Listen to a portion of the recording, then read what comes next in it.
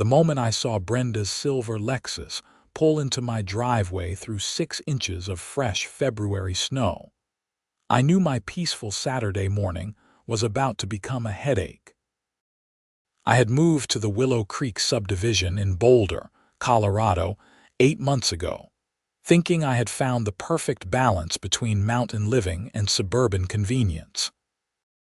The HOA seemed reasonable during the buying process, with documents that outlined standard rules about lawn maintenance, paint colors, and quiet hours. Nothing prepared me for Brenda Patterson, the HOA president who had made it her personal mission to make my life miserable since I refused to replace my perfectly functional mailbox with the exact model she preferred. My name is Zach Ferguson, and I work remotely as a software engineer, which means I spend most of my time in my home office overlooking the Rockies. The quiet was one of the main reasons I bought this place. That and the generous lot size, which gave me space for my woodworking shop in the garage. Brenda stepped out of her Lexus wearing designer snow boots that had clearly never seen actual snow before this morning. Her blonde hair was styled in that typical suburban soccer mom cut, and her North Face jacket probably cost more than my monthly mortgage payment. She was 47, divorced twice according to neighborhood gossip, and had way too much free time on her hands. I opened the door before she could ring the bell, hoping to keep this conversation on the porch rather than inviting the drama into my home. "Zach, we need to talk," she said, clutching a leather folder that I recognized as her HOA documentation arsenal. She carried that thing everywhere, filled with printed copies of every rule, regulation, and community guideline ever written for Willow Creek. "Good morning to you too, Brenda," I said, keeping my tone neutral. I had learned that showing any emotion with her was like blood in the water. "The pavilion roof needs to be cleared," she announced, not bothering with pleasantries. "We had the storm last night, and there is at least 18 inches of snow up there. It needs to be removed before the weight causes damage." I stared at her, waiting for the punchline. The community pavilion was located at the center of our subdivision, about a quarter-mile from my house. It was a large covered structure with a flat roof where residents could hold gatherings, birthday parties, or community events. I had been to exactly one meeting there when I first moved in, and that had been enough to convince me to avoid future HOA social functions. "Okay," I said slowly. "And you are telling me this because you need to clear it," she said, as if speaking to a child. "Today.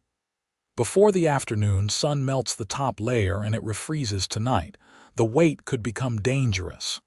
Brenda, I don't manage the pavilion. That is HOA property. Community property. Why would I be responsible for clearing snow off its roof?" She opened her leather folder with the practiced efficiency of a lawyer presenting evidence. "According to Section 12, Paragraph 4 of the Community Guidelines, all able-bodied residents are required to assist with snow removal from community structures when requested by the HOA board." "Let me see that," I said, taking the paper she thrust at me. I scanned the text, looking for the specific language she was citing.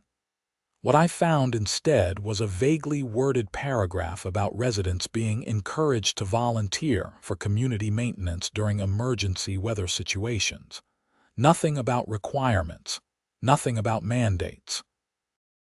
"This says encouraged to volunteer, Brenda. That is not the same as required." Her face flushed the particular shade of pink that I had come to associate with Brenda not getting her way. "The spirit of the rule is clear. We all need to pitch in." "Then why are you only at my door? Why not ask the Hendersons? Or the Mitchells? They are both closer to the pavilion than I am. Dale Henderson is 72 years old, and Sarah Mitchell just had surgery last month. You are a healthy 34-year-old man who certainly can handle climbing a ladder and using a snow shovel." There it was, the real reason. Brenda had decided I was the most convenient option, and she expected me to just comply. This was the same woman who had sent me 3 violation notices in my first month for parking my truck on the street overnight, even though there was no actual rule against it. She had later claimed it looked unsightly and lowered property values. "I have plans today," I said, which was technically true. My plans involved finishing the coffee table I had been building in my garage and watching the Avalanche game tonight. "I am sure you can hire a professional snow removal service. The HOA has a budget for maintenance. Our maintenance budget is allocated for spring landscaping. We cannot afford to waste money on something residents should handle themselves." Cannot afford. Brenda, our HOA fees are $400 a month. This community has 87 homes. That is over $34,000 a month, over $400,000 a year. You are telling me there is no money for emergency snow removal? Her lips pressed into a thin line. The budget is allocated according to the annual plan approved by the board. We cannot simply spend money frivolously. Hiring professionals to safely remove snow from a roof is not frivolous. It is smart. I am not a roofer. I am not insured for that kind of work. If I fell and got hurt, or if I damaged the roof, you would have a much bigger problem than the cost of a removal service. You are being deliberately difficult, she snapped. This is exactly the kind of selfish attitude that undermines community spirit. When I agreed to serve as HOA president, I expected residents to cooperate with reasonable requests. And when I bought a home here, I expected the HOA to handle community property maintenance, which is literally what my fees pay for. This is not my responsibility, Brenda. She shoved the papers back into her folder with sharp, angry movements. Fine. I will note your refusal to cooperate in the record. Do not be surprised when this comes up at the next board meeting. You do that, I said, tired of the conversation. Is there anything else? You should think carefully about your attitude, Zach. People who don't contribute to the community often find themselves facing increased scrutiny regarding rule compliance. That was a threat, clear and simple. I felt my jaw tighten but kept my voice level. Have a good day, Brenda. I closed the door and watched through the window as she stomped back to her Lexus, nearly slipping on my unshoveled driveway. She shot a glare back at my house before climbing in and backing out with more aggression than the conditions warranted. My phone rang 5 minutes later. It was Paul Chen, my next-door neighbor and one of the few reasonable people in the subdivision. Dude, I just saw Brenda leave your place looking like she wanted to murder someone.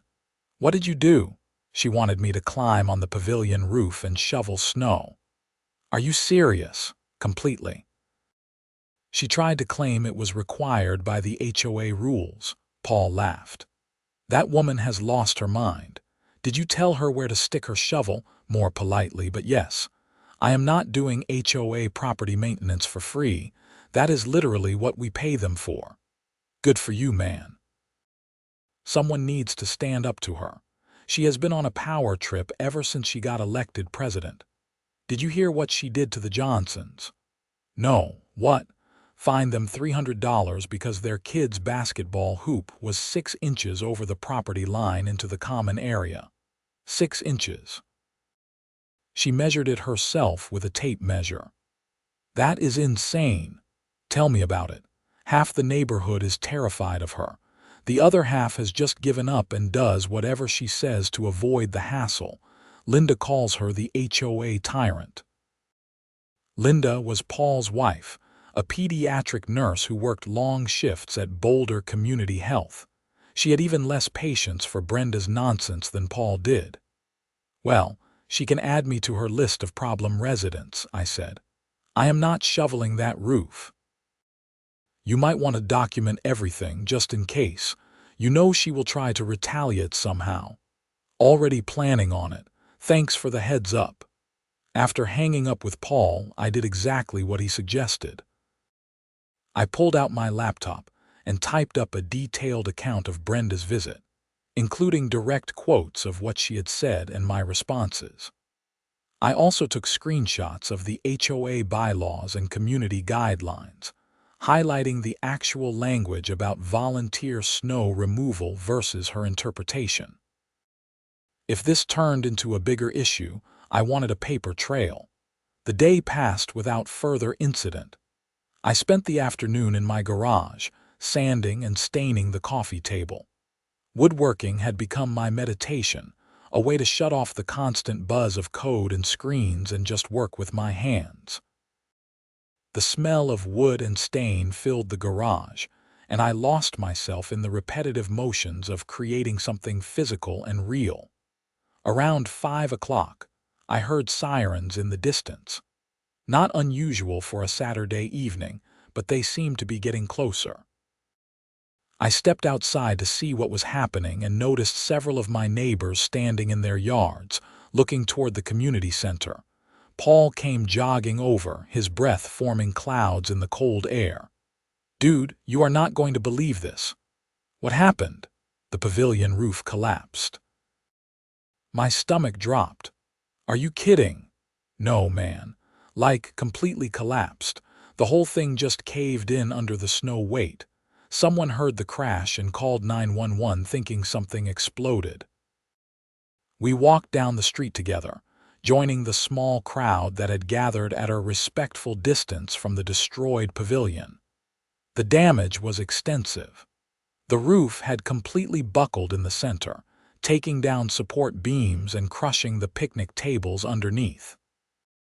Snow and debris were scattered everywhere, and the whole structure looked like it had been stepped on by a giant. 2 fire trucks and a police car were parked nearby, their lights painting the snow in alternating red and blue. Firefighters were checking the structural stability, making sure nothing else was about to collapse. And there was Brenda, standing near her Lexus, talking rapidly to a police officer while gesturing wildly toward the ruins of the pavilion. "She looks upset," Paul said unnecessarily. "Can you imagine the repair cost?" I said, more to myself than to Paul. "That entire structure is going to need to be rebuilt. HOA insurance will cover it though, right?" "Probably, but I bet there is a huge deductible, and their premiums are going to skyrocket after a claim this big." We watched as Brenda broke away from the officer and started scanning the crowd. Her eyes locked on me, and I saw her face transform from distress to furious in an instant. She started marching toward me with determined steps.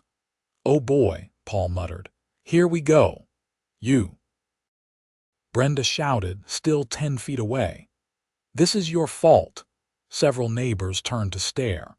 I kept my expression neutral, very aware that we had an audience and that at least one police officer was within earshot.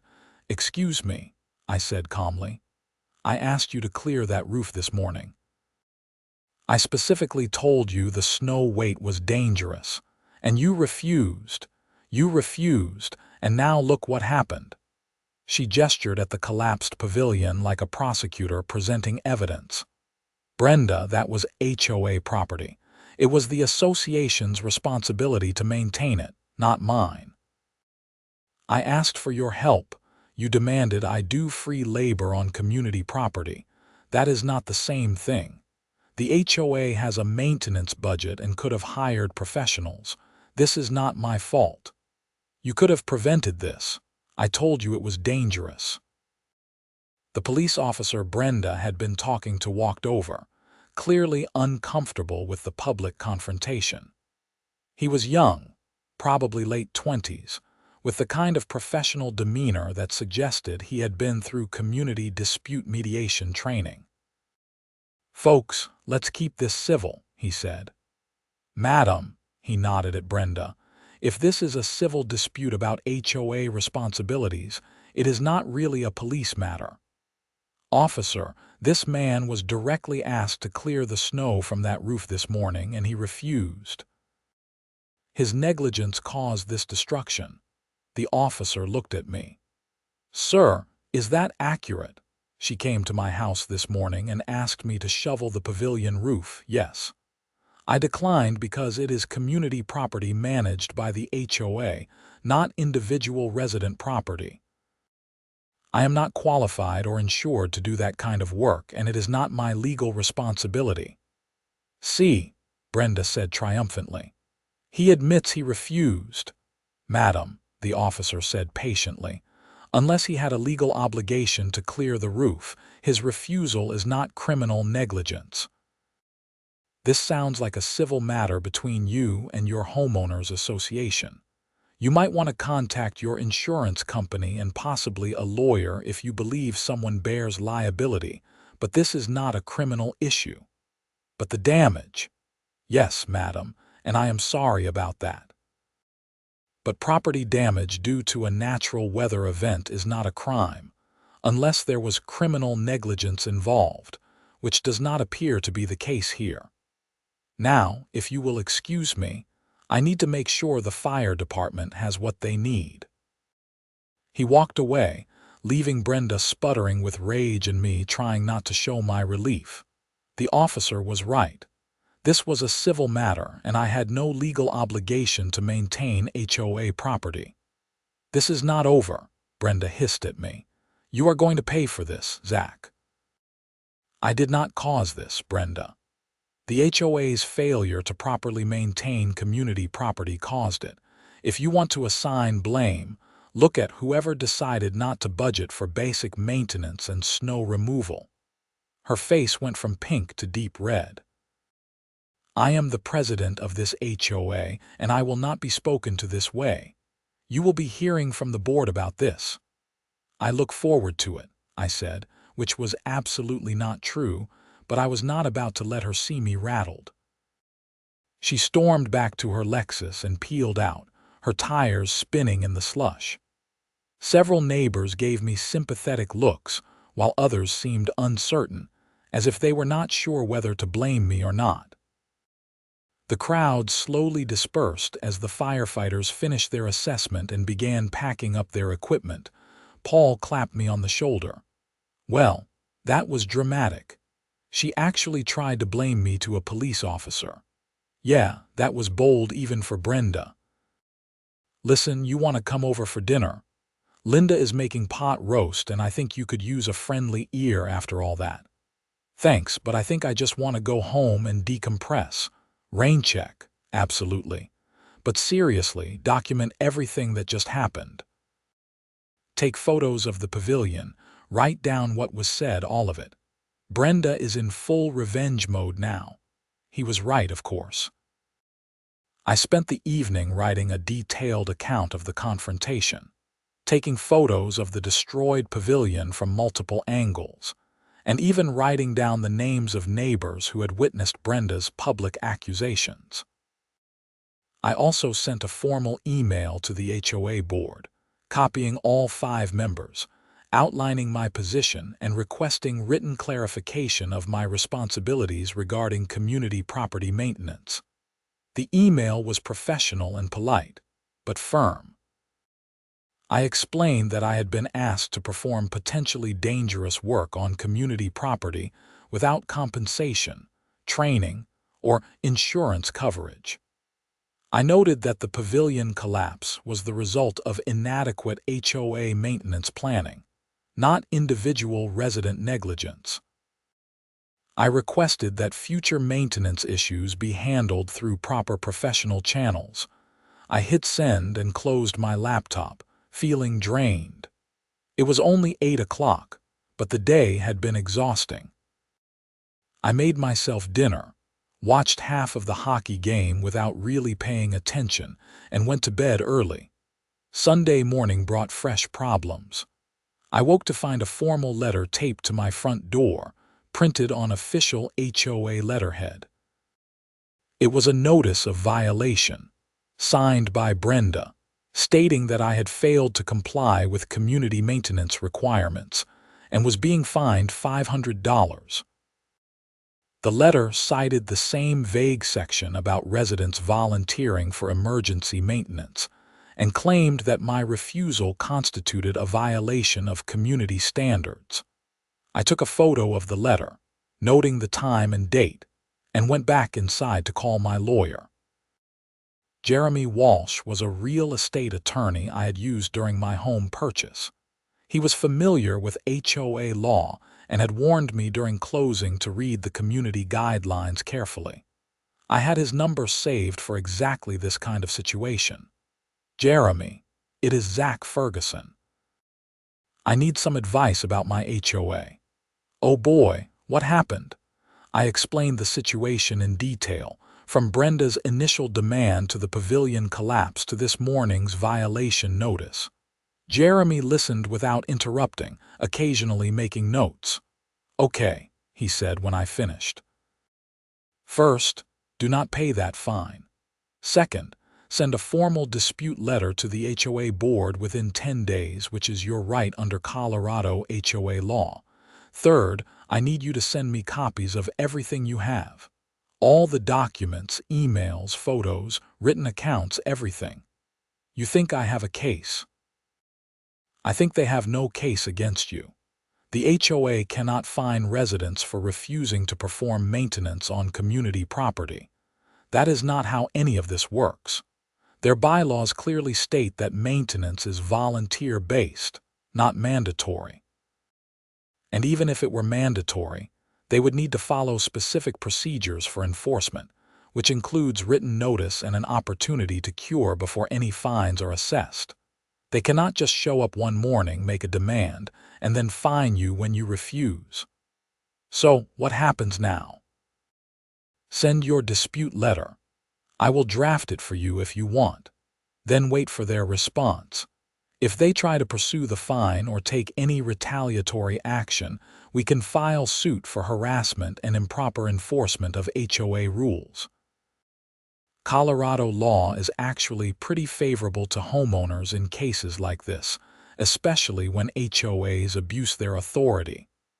What about the pavilion damage? Can they try to hold me liable for that? Absolutely not. You had no legal duty to maintain that structure. The HOA is responsible for ensuring and maintaining community property. That is literally their primary function. If the roof collapsed due to inadequate maintenance or poor structural design, that is on them, not you. In fact, if they try to blame you publicly, you might have grounds for a defamation claim. That made me feel better, at least slightly.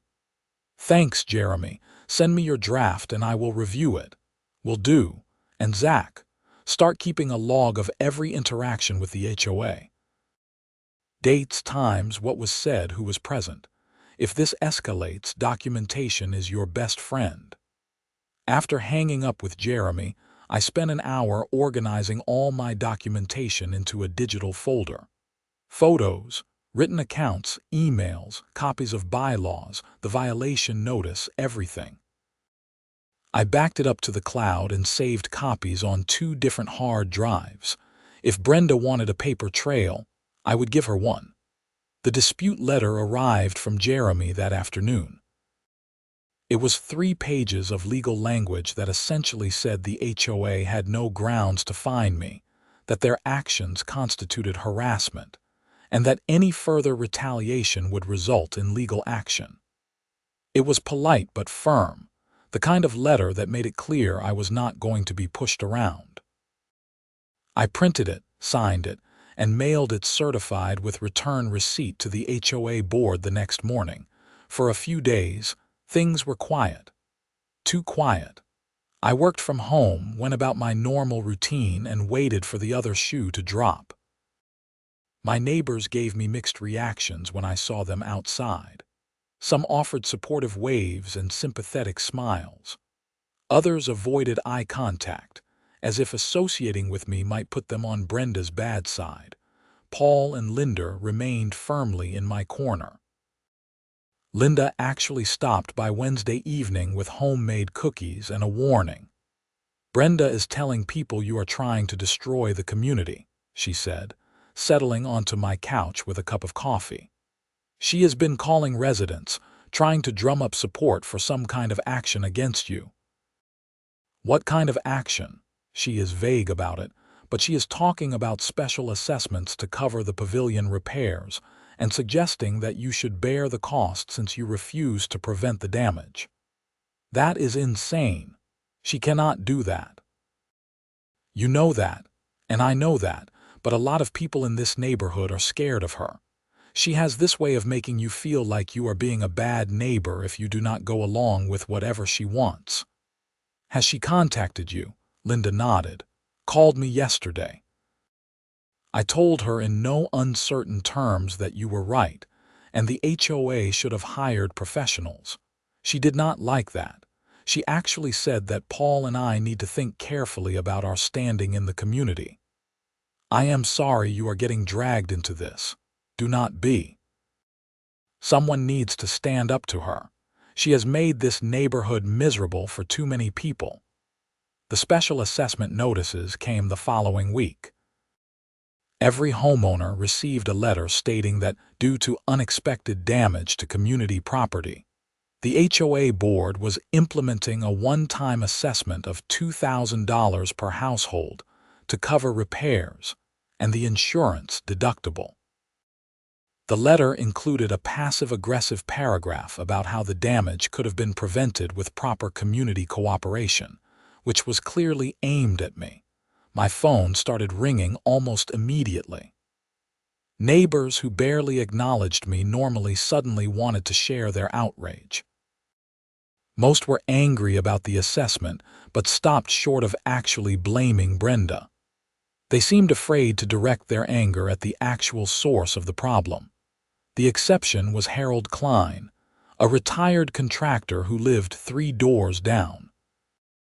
He called me Wednesday afternoon, and I could hear the fury in his voice. That assessment is garbage, he said without preamble. I looked at the pavilion before they started demolition. That roof was a disaster waiting to happen. It was not designed to handle heavy snow loads. The drainage was inadequate, and I would bet money the structure was not up to code when it was built. Really. I have been building in Colorado for 40 years. I know bad construction when I see it. The HOA cut corners when that pavilion was built about 8 years ago. I remember because I offered to consult for free, and they declined. Said they wanted to save money by going with a cheaper contractor. Is there any way to prove that? I still have the original plans from when the project was proposed. I requested copies back then because I was concerned about structural integrity. If you want, I can send them to your lawyer. The collapse was not about snow weight. It was about a poorly designed roof that was going to fail eventually anyway. This was exactly what I needed. Harold, that would be amazing. Can you email them today? Already scanned and ready to go. Just give me the address. I gave him Jeremy's email and thanked him profusely. This changed everything. If the pavilion was improperly constructed in the first place, the HOA could not blame the collapse on inadequate snow removal. The building had been a liability from the start. Jeremy called me an hour after receiving Harold's email. Zach, this is gold. These plans show multiple design flaws that likely violated building codes. The roof pitch was too flat for proper drainage, the support structure was undersized for the span, and there was no provision for snow load capacity beyond the bare minimum. This thing was a ticking time bomb. So the collapse was not about me refusing to shovel. Not even close. Any competent engineer would have flagged this design as inadequate for Colorado snow conditions. The HOA is liable for constructing a deficient building, and they absolutely cannot pass that cost on to you or blame you for the failure. What about the special assessment? I am going to send the board a letter explaining that the assessment is invalid, and that attempting to collect it constitutes improper use of HOA authority. I am also going to strongly suggest they have an independent structural engineer review the pavilion remains before they rebuild, because if they construct another deficient building, they are opening themselves up to serious liability. Will they listen? If they have any sense, yes. If they do not, we file suit and let a judge explain it to them. Jeremy's letter went out the next day. It included a detailed analysis of the pavilion design flaws, Harold's credentials as a contractor and expert witness, and a strongly worded warning about the legal consequences of improper assessments and retaliation against individual homeowners. The HOA's response came 3 days later in the form of an emergency board meeting notice. All homeowners were required to attend to discuss the pavilion situation and related community issues. The meeting was scheduled for the following Tuesday at 7 in the evening at the community center, which had a small meeting room separate from the now destroyed pavilion. I almost did not go. Jeremy advised me that I had no obligation to attend, and that anything I said could potentially be used against me if this turned into litigation. But I also knew that staying away would make me look guilty, like I was hiding from my neighbors. I wanted to face this head-on. Tuesday evening was cold and clear, with temperatures in the low 20s. I walked to the community center, arriving 5 minutes early to find the parking lot already full. It seemed like every household had sent a representative, which was unprecedented for HOA meetings. Usually, these things drew maybe 20 people at most. The meeting room was packed. Folding chairs had been set up in rows facing a table where the 5 board members sat. Brenda was in the center, flanked by the vice president, treasurer, secretary, and a board member whose name I could never remember. She saw me enter and her expression hardened, but she said nothing. I found a seat near the back, next to Paul and Linda. Harold was a few rows ahead, and I noticed several other neighbors who had reached out to express support. But there were also plenty of hostile faces, people who clearly blamed me for the $2,000 assessment hanging over their heads. Brenda called the meeting to order at exactly 7 o'clock. Thank you all for coming. I know the special assessment has caused concern, and we wanted to address those concerns directly. As you all know, we experienced significant damage to the community pavilion during the February snowstorm. The structure completely collapsed under snow weight, resulting in a total loss. She paused for dramatic effect, looking around the room. This damage was preventable. If residents had responded to requests for assistance with snow removal, the pavilion would still be standing.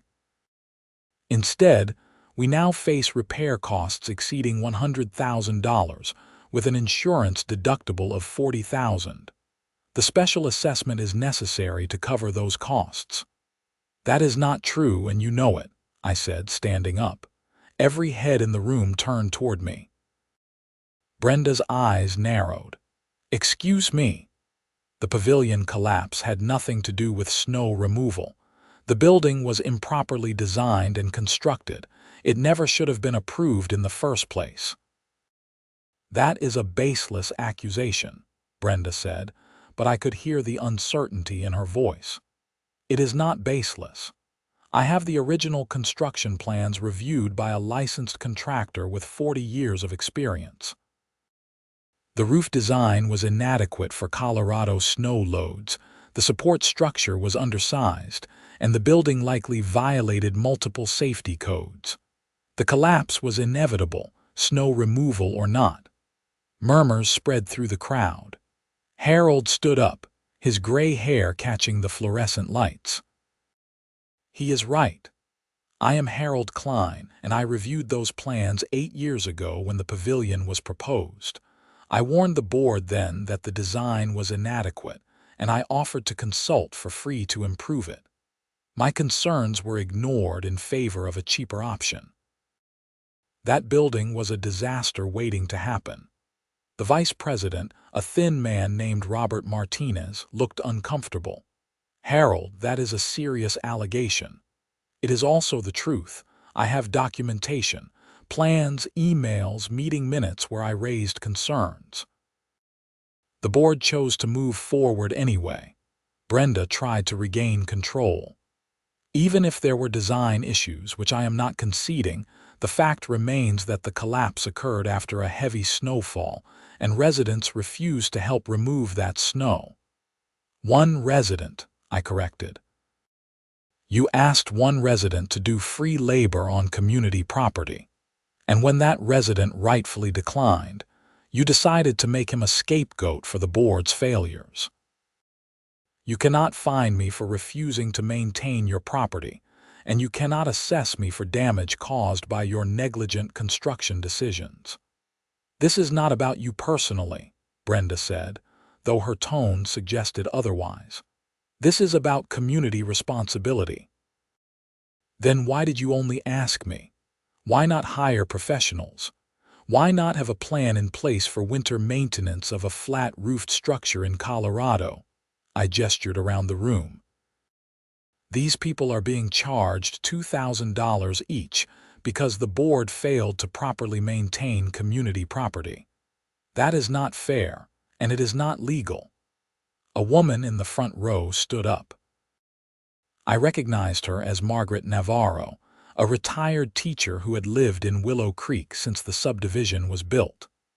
I would like to see those construction plans Harold mentioned. If the building was improperly constructed, we deserve to know why and who was responsible. That information is not relevant to tonight's discussion, Brenda said quickly. I disagree, Margaret said firmly. If we are being asked to pay for repairs, we have a right to know whether those repairs are necessary because of an act of nature or because of board negligence. Other voices joined in, demanding transparency and answers.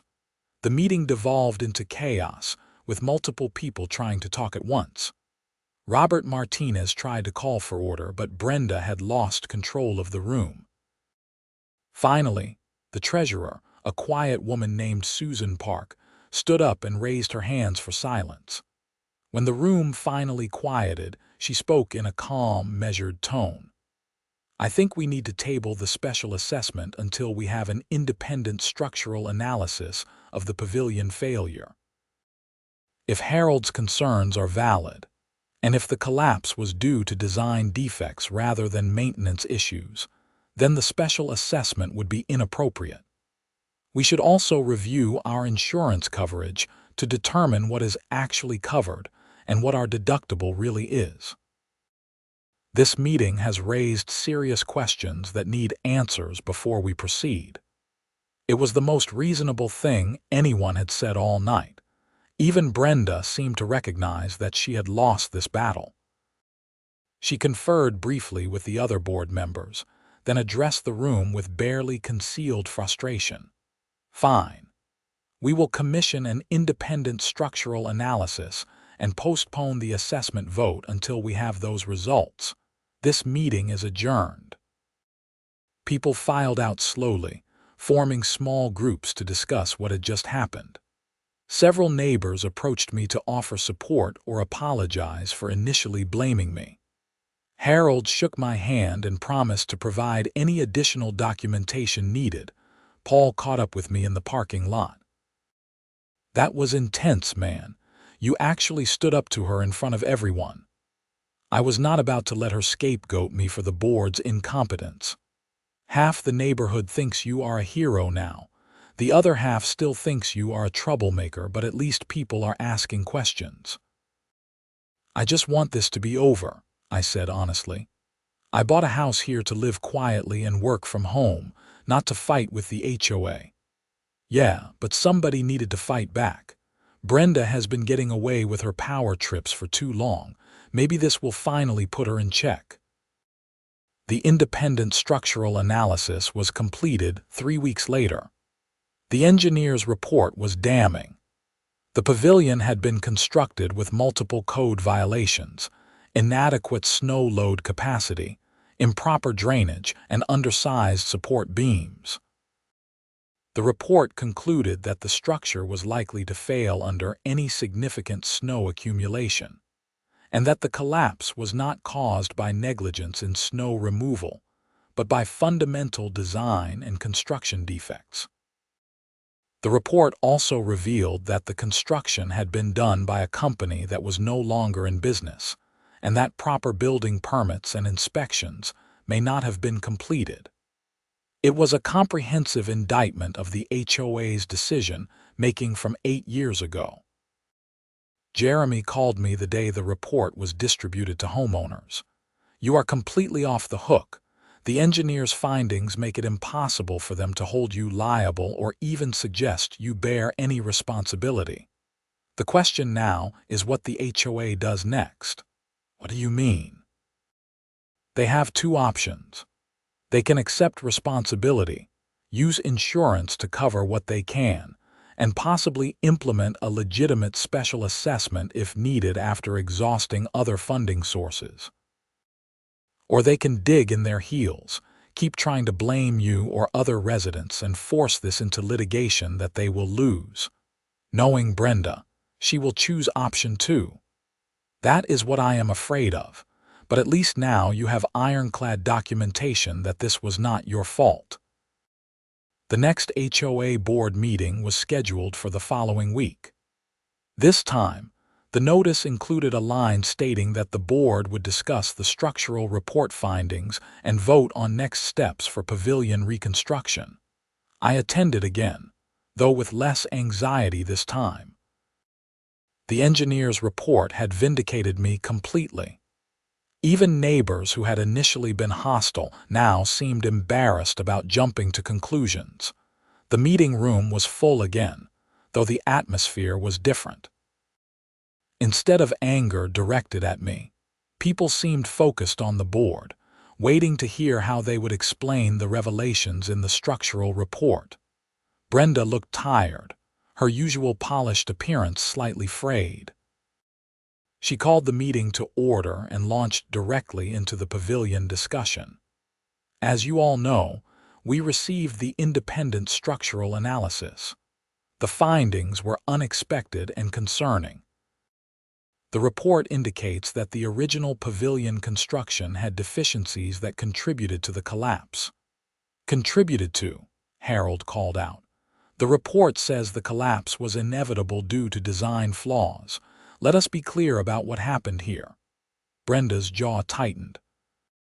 "The report identifies factors that may have played a role in the structural failure." "May have," I said, unable to stay quiet. "The engineer's report is unequivocal. The building was improperly constructed, never should have been approved, and was going to fail regardless of snow removal efforts." Those are direct quotes from the report.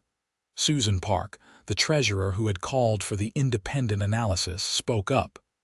"Brenda, we need to be honest with the community. The report is clear. Our priority now should be determining how to move forward, not minimizing what the report actually says." There was an awkward silence as the board members exchanged glances. Finally, Robert Martinez cleared his throat. "Susan is right. The structural report indicates that the pavilion was not constructed to adequate standards, and that the HOA board at the time may have failed to ensure proper oversight. That board included some current members, which is uncomfortable, but we need to acknowledge reality." He was looking pointedly at Brenda when he said that last part. I realized that Brenda had been on the board 8 years ago when the pavilion was built. She had been part of the decision to cut corners and ignore Harold's warnings. Brenda's face flushed. "The board acted on the best information available at the time. We hired a contractor who submitted bids and plans." "You hired the cheapest contractor and ignored expert advice," Harold said bluntly. "I offered to consult for free, and I was turned down because my recommendations would have increased costs. That decision directly led to this situation." "What is done," Susan interjected, trying to keep the meeting from becoming a complete disaster. The question now is how we move forward. Our insurance will cover a portion of the rebuild, but we have a deductible and the premiums will increase. We need to discuss funding options. What about the special assessment? Someone called out from the middle of the room. Given the findings in the structural report, I do not believe a special assessment is appropriate, Susan said. The damage was caused by board decisions, not homeowner negligence. I propose we use the HOA's reserve fund to cover the deductible and adjust the annual budget to account for increased insurance costs going forward. The reserve fund is for emergencies, Brenda objected. This is an emergency, Susan countered, and it is an emergency created by board actions. Using reserves is appropriate. The vote happened right there with all 5 board members weighing in. Susan and Robert voted to use reserves. The secretary, a nervous man named Kevin Drake, abstained. The 4th board member sided with using reserves. Brenda was the only no vote. The motion passed 4-1, with 1 abstention. The special assessment was dead. Relief washed through the room with several homeowners actually applauding, but Brenda was not done. I want to formally propose that we pursue legal action against Zach Ferguson for his refusal to assist with snow removal, which may have accelerated the pavilion damage. The room went silent. Even the other board members looked shocked. Brenda, the structural report completely exonerates him, Robert said. The report identifies design issues, but it does not eliminate the fact that heavy snow weight was the immediate cause of the collapse. If he had helped remove that snow, the building might still be standing. That is absurd, I said, standing up. The engineer's report explicitly states that the structure was inadequate for any significant snow load. It would have collapsed eventually, whether the snow was removed immediately or not. You are suggesting the HOA sue me for not volunteering to do free work on a building that was going to fail anyway. The courts can decide that, Brenda said stubbornly. Susan shook her head. Brenda, I am not voting to authorize HOA funds for a frivolous lawsuit. Any lawyer would tell us we have no case. You are letting personal feelings cloud your judgment. I agree, Robert said. We are not pursuing legal action against Zach. Motion denied. Brenda looked like she wanted to argue further, but she must have realized she had no support. Fine, she said tersely. Is there any other business? The meeting wrapped up quickly after that. As people filed out, several neighbors approached me to apologize or express support. Margaret Navarro even hugged me, thanking me for standing up to Brenda. Someone needed to call out the board's failures, she said. If you had not pushed back, we would all be paying for their mistakes. I appreciated the support, but I was exhausted from the conflict. I just wanted to go home and pretend none of this had ever happened. That wish lasted exactly 2 days. Wednesday afternoon, I came home from running errands to find my mailbox had been vandalized. Someone had spray-painted "Community Destroyer" across the front in red paint. The post had also been kicked over, leaving the whole structure leaning at a 45-degree angle. I took photos and called the police to file a vandalism report. The officer who responded was sympathetic, but honest about the chances of finding whoever did it. Unless you have security cameras that caught it or a neighbor saw something, there is not much we can do, he said. Could be kids, could be someone from your HOA dispute. I know exactly who is behind this, even if they did not do it personally. Unfortunately, knowing and proving are different things. My advice is to install a security camera system. If this escalates, you will want video evidence. I spent that evening ordering cameras from Amazon and scheduling installation for the weekend. I also filed another report with Jeremy, who added it to the growing file of HOA-related harassment. The following week brought a new violation notice. This one cited me for having an improperly painted mailbox that did not meet community standards. The irony was staggering. My mailbox had been perfectly fine until it was vandalized, and now I was being cited for the damage. I took photos of the citation taped to my door, the damaged mailbox, and the police report number for the vandalism. Then I sent a detailed email to the entire HOA board, not just Brenda, explaining the situation and pointing out the obvious retaliation. Susan Park responded within an hour, apologizing and stating that she would ensure the violation was rescinded.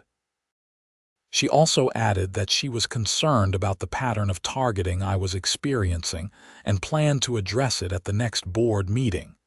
That Friday evening, Paul came over with beers and moral support. "Dude, this is getting out of hand. Brenda is losing it. Tell me about it. I am starting to regret ever buying in this neighborhood. Have you thought about filing a restraining order or something?" Jeremy mentioned it as an option if the harassment continues, but it is hard because Brenda is not technically doing anything illegal. She is just abusing her HOA position. What about getting her removed from the board? That would require a vote at the annual meeting, which is not for another 6 months, and even then she has supporters. Some people think she is just doing her job. "Those people are idiots," Linda said, joining us with her own beer. She had come over with Paul and was equally disgusted by the situation. "Brenda has turned this HOA into her personal fiefdom. Someone needs to run against her." "You should do it," Paul said to me. "Absolutely not. I have no interest in being on the HOA board, but you would be good at it. You actually understand what the HOA is supposed to do, and you are not on a power trip." "Paul, I moved here to work in peace and build furniture in my garage. I do not want to spend my evenings dealing with neighborhood politics and drama." "Fair enough," he said. "But someone needs to challenge her, or this is just going to keep happening to other people." He had a point.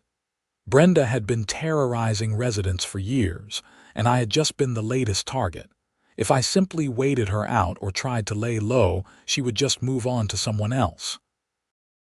Over the next few weeks, I started paying more attention to the broader HOA dynamics.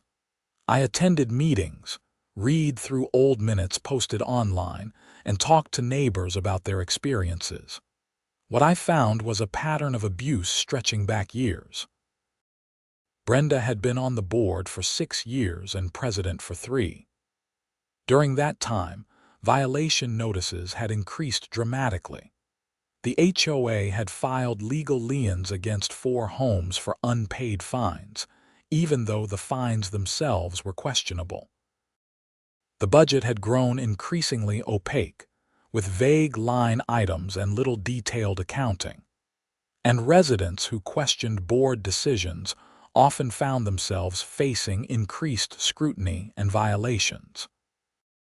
It was a textbook case of HOA abuse, and it had been going on for years with little pushback, because most people just wanted to avoid conflict. I started documenting everything I learned, creating a comprehensive file of board misconduct. I also reached out to residents who had been targeted by Brenda in the past, collecting their stories and evidence. 3 homeowners had been fined over minor issues. 2 had been pressured to sell and move rather than fight the HOA, and 1 had actually filed suit against the board but settled quietly after draining their savings on legal fees. The picture that emerged was disturbing. Brenda had systematically abused her position to control the neighborhood, targeting anyone who challenged her authority. The other board members either supported her or were too intimidated to object. Jeremy reviewed my documentation and whistled low. "This is bad. Like, potentially criminal bad, depending on what has happened with the HOA finances. Has anyone audited the books recently? Not that I can find. The last independent audit was 4 years ago. That is a red flag. Colorado law requires HOAs to maintain proper financial records and make them available to homeowners. You should formally request copies of all financial statements, bank records, and receipts for the past 3 years. Will they actually give them to me? They have to. It is your legal right as a homeowner. If they refuse or delay unreasonably, that is grounds for legal action and suggests they are hiding something. I sent the formal request the next day, certified mail to the HOA board. The request was specific. I wanted bank statements, detailed budgets, receipts for all expenditures over $500, insurance policies, reserve fund documentation, and contractor agreements for the past 3 years. The response came 2 weeks later, not from Brenda but from Susan Park. She apologized for the delay and stated that the board was working to compile the requested documents. However, she noted that some records were incomplete or difficult to locate, and it might take additional time to provide everything. That was another red flag. Proper HOA management should have all those documents organized and readily accessible. The fact that they were difficult to locate suggested either incompetence or intentional disorganization to hide problems. While waiting for the financial records, I continued documenting harassment. The security cameras I had installed caught someone egging my house one night. The video quality was not good enough to identify the person, but the timing was suspicious. It happened the night after a board meeting where I had questioned spending decisions. I filed another police report and sent the video to Jeremy. The harassment was escalating, and I was reaching the point where legal action seemed inevitable. The partial financial records arrived 6 weeks after my initial request. They came in a large envelope with a cover letter from Susan apologizing again for the delay and noting that some documents were still being located. What I received was alarming. Bank statements showed regular cash withdrawals totaling thousands of dollars with vague descriptions like petty cash and miscellaneous expenses. Contractor invoices were often missing or incomplete. The reserve fund, which should have contained at least $50,000 based on annual contributions, showed a balance of $12,000. I spent an entire weekend going through everything with a spreadsheet, tracking income and expenses. The numbers did not add up. Over $30,000 was unaccounted for across the 3 years of partial records I had received. I sent everything to Jeremy and to a forensic accountant he recommended. The accountant's report came back 2 weeks later, and it was damning. There was evidence of potential embezzlement, misappropriation of funds, and fraudulent invoicing. The HOA had paid for services that may not have been rendered, made cash withdrawals without proper documentation, and systematically drained the reserve fund. "This is criminal," Jeremy said when we met to discuss the findings. "We need to report this to the police and possibly the district attorney. If Brenda or anyone else on the board has been stealing HOA funds, that is theft and fraud." What happens to the neighborhood if the HOA board gets arrested? The HOA continues to exist. New board members would be elected or appointed, and proper financial controls would be put in place. But yes, it would be disruptive in the short term. And the missing money. If someone is convicted, there could be restitution as part of the sentence. The HOA could also pursue civil recovery. But honestly, if the money has been spent, getting it back will be difficult. I thought about the dozens of families in Willow Creek, all paying $400 a month in HOA fees, trusting that their money was being managed properly. They deserve to know the truth. "Let us report it," I said. "This needs to be investigated properly." Jeremy contacted the Boulder County District Attorney's office the next day. The case was assigned to a prosecutor named Amanda Chen, who specialized in financial crimes. She reviewed our documentation and agreed that there was sufficient evidence to warrant a criminal investigation. 2 weeks later, on a Tuesday morning, I watched from my home office window as police vehicles pulled into Brenda's driveway. Officers knocked on her door, and after a brief conversation, she was placed in handcuffs and led to a patrol car. They also executed a search warrant, removing boxes of documents from her house. My phone immediately started ringing. Neighbors wanted to know what was happening. Word spread through the subdivision within an hour, and soon the entire community knew that Brenda had been arrested. The charges were announced that evening: theft, embezzlement of HOA funds, and fraud.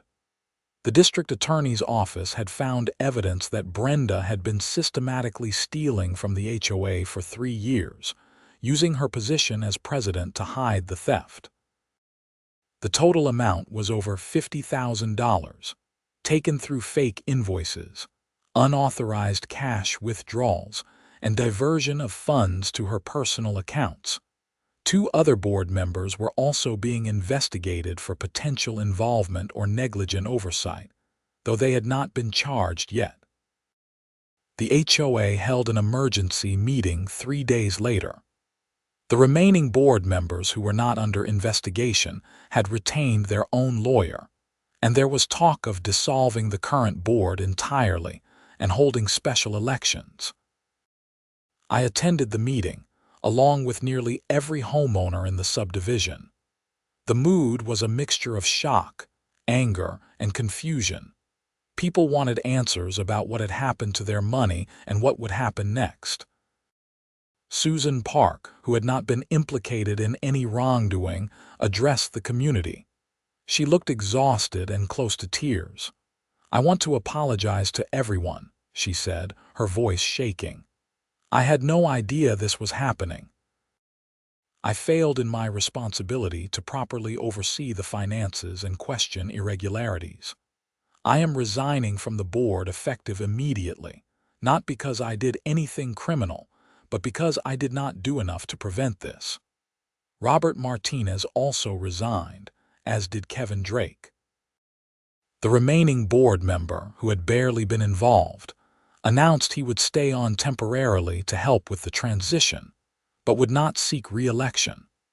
The community voted that night to retain a professional HOA management company to take over operations immediately.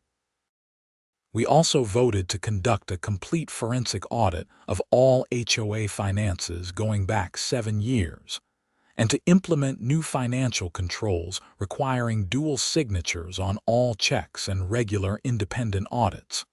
Margaret Navarro stood up during the discussion period. "I would like to nominate Zach Ferguson for the interim board. He is the one who uncovered this fraud and had the courage to report it. We need people like him making decisions right now." Several other residents voiced agreement. I tried to decline, explaining again that I had no interest in HOA politics, but the mood of the room was clear. People wanted someone they could trust, someone who had proven they would not look the other way when problems arose. I reluctantly agreed to serve on the interim board, with the understanding that it was temporary until proper elections could be held. Paul and Linda also agreed to join, along with Harold Klein and Margaret Navarro. We were an unlikely board, but we were united in wanting to fix the mess Brenda had created. The next 6 months were intense. The forensic audit revealed even more stolen funds, bringing the total to over $70,000. Brenda eventually pled guilty to multiple felony charges and was sentenced to 4 years in prison plus restitution. She was also ordered to pay back the stolen money, though her lawyer made it clear she had already spent most of it. The other 2 board members who had been investigated were not charged criminally, but faced civil suits from the HOA for negligent oversight. They settled out of court, paying modest amounts toward recovery of the stolen funds. The professional management company helped us restructure the HOA's finances, implement proper controls, and develop a realistic budget. We discovered that the previous board had been dramatically overspending in some areas while completely neglecting necessary maintenance in others. The pavilion was rebuilt properly this time, with Harold Klein consulting on the design to ensure it met all structural and safety requirements. The cost was covered by insurance and remaining reserve funds, with no special assessment needed. Throughout the transition period, the neighborhood slowly healed. People who had been afraid to speak up under Brenda's regime started attending meetings and voicing opinions. The HOA became less about control and more about actual community management. I remained on the board for 1 full year before stepping down and returning to my preferred role as an uninvolved homeowner. By then, new elections had brought in responsible people who understood that an HOA is supposed to serve residents, not rule over them. Paul took over as president, with Linda as treasurer. Margaret remained on the board as the institutional memory. They did a good job, keeping the HOA focused on actual community needs rather than petty enforcement and power games. As for me, I went back to my quiet life working from home and building furniture. The coffee table I had been working on the day Brenda first demanded I shovel snow now sits in my living room, a reminder of how a simple refusal to comply with an unreasonable demand had uncovered years of corruption. My relationship with my neighbors improved dramatically. People who had initially blamed me for the pavilion collapse eventually apologized, recognizing that I had been right to push back against Brenda's demands. Several residents even thanked me for having the courage to expose the financial fraud, saving them from years of continued theft. The vandalism and harassment stopped after Brenda's arrest. My mailbox was repaired and painted, my house no longer got egged, and I could actually enjoy living in Willow Creek. I occasionally saw Brenda's house, which had been sold to pay restitution and legal fees. A young family moved in, and they were delightful neighbors, nothing like the tyrant who had lived there before. Looking back, I sometimes wondered what would have happened if I had just complied with Brenda's demand to shovel the pavilion roof. I probably would have spent a dangerous few hours doing work I was not qualified for, and the building still would have collapsed eventually due to its structural defects. But Brenda would have blamed me anyway, and the HOA corruption might have continued for years. Instead, my refusal to be bullied had started a chain of events that ultimately saved the community from a criminal board and reformed the HOA into something functional and fair. The lesson I took from the experience was simple. Sometimes the right thing to do is to say no, even when it makes you unpopular, even when people blame you for problems you did not cause. Standing up to unreasonable authority figures is uncomfortable and often costly in the short term, but it is necessary to prevent abuse and corruption. I never regretted refusing to shovel that snow. The pavilion collapse had been inevitable, a consequence of the previous board's corner cutting and negligence. My refusal had simply exposed the rot that had been festering in the HOA for years. Today, Willow Creek is a better place to live. The HOA functions properly, with transparent finances, reasonable rules, and board members who understand they are elected to serve, not to rule. Community events are well attended. Neighbors actually talk to each other without fear of being reported for violations. And the new pavilion stands strong, properly designed and built to handle Colorado winters. And me. I am just a guy who works from home, builds furniture, and lives quietly in a neighborhood where the HOA actually does its job without drama. Which is exactly what I wanted when I moved here in the first place. The whole experience taught me that HOAs are not inherently bad, but they require honest, competent people to run them properly. When power-hungry individuals take control and face no accountability, they can cause tremendous damage. But when residents are willing to stand up, ask questions, and demand transparency, even the most corrupt systems can be reformed. I still get recognized sometimes at neighborhood gatherings as the guy who took down Brenda. I usually just laugh it off and redirect the conversation to something less dramatic. The whole saga feels surreal now, like something that happened to someone else.